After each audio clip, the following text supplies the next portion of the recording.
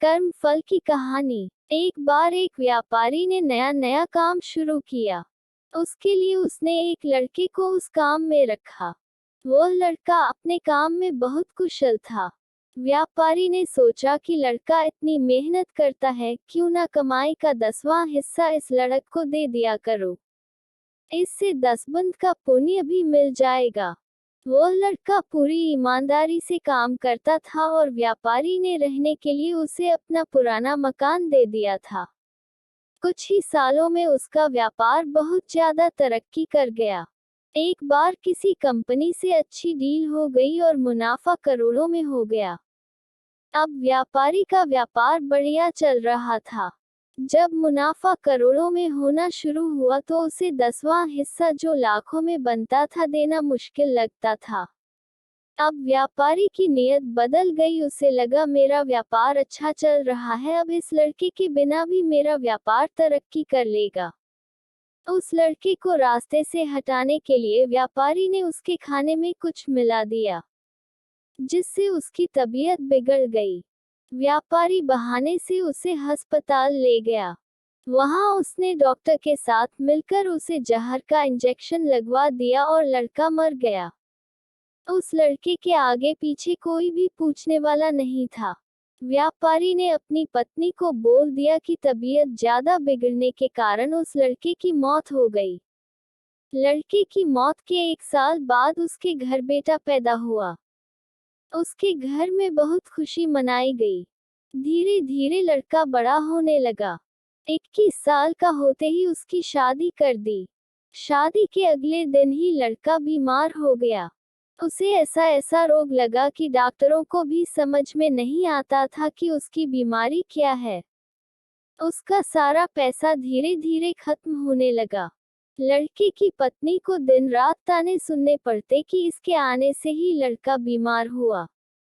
इसकी किस्मत अच्छी नहीं है, यह मनहूस है। अब व्यापारी की सारी जमा पूंजी जायदाद लड़के की बीमारी के कारण खत्म हो गई थी। अब उसी पुराने टूटे फूटे मकान में आ गया जो कभी उस लड़के को रहने के लिए दिया था। लड़का एकदम मरने की कगार पर था। एक दिन जब व्यापारी की आंख लगी, उसे सपने में वही लड़का दिखाई दिया जिसे उसने कुछ साल पहले जहर का इंजेक्शन लगवा कर मार दिया था। सपने में उसने पूछा, सेठ जी क्या आपने मुझे नहीं पहचाना? मैं ही आपका बेटा बनकर इस जन्म में आया हूँ। आपने मुझे 10वां हिस्सा देने की बजाय मरवाना सही समझा। अब उस 10वें हिस्से का कई गुना आपको मेरी बीमारी पर लगाना पड़ा। व्यापारी कहता है कि मैंने तो तुम्हें मरवाया तो अपने उस कर्म का फल भोग रहा हूँ। उस लड़की की क्या गलती है? उसने क्यों शादी के बाद एक दिन भी सुख का नहीं भोगा? लड़के ने कहा कि वह डॉक्टर जिसने मुझे जहर का इंजेक्शन दिया था इस जन्म में वही मेरी पत्नी बनी है। मुझे इंजेक्शन लगाने के अगले दिन ही उसकी मौत हो गई थी। एक डॉक्टर का कर्म होता है अपनी दवाई से किसी की जान बचाना, ना कि उसकी जान लेना। वह भी अपने पिछले जन्म के कर्मों का ही फल भोग रही है।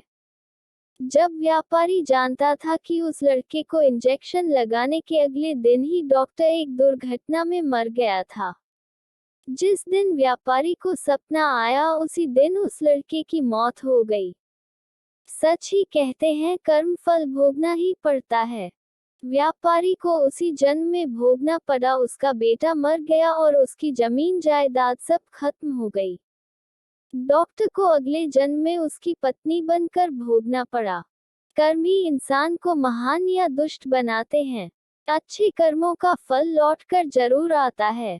कर्म फल भोगना ही पड़ता है।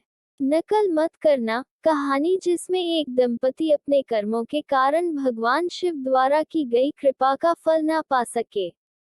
प्लीज वीडियो पसंद आए तो लाइक और चैनल पर पहली बार आए तो सब्सक्राइब, कमेंट और अपने दोस्तों के साथ शेयर करना मत भूलना।